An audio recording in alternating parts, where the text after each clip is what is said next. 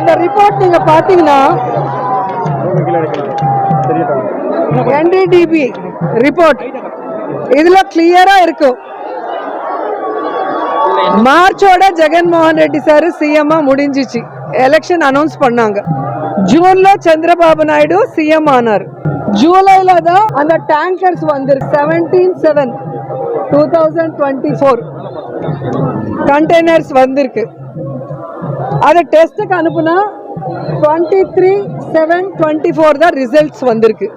அந்த 23 அன்னைக்கே Tirumala EO Shyamal Rao press meet வச்சுட்டு இதுல வனஸ்பதி வெஜிடபிள் ஃபேட் மிக்ஸ் ஆனதுனால 8 கண்டெய்னர்ல 4 நல்லா இருக்கு உள்ள அனுப்பணும், 4 கண்டெய்னர்ல vanaspati ghee vegetable oil mix ஆனதுனால ரிஜெக்ட் பண்ணிட்டோம், யூஸ் பண்ணலான்னு கிளியரா ஒரு இஓ சொல்லிருக்காங்க. ஏன்னா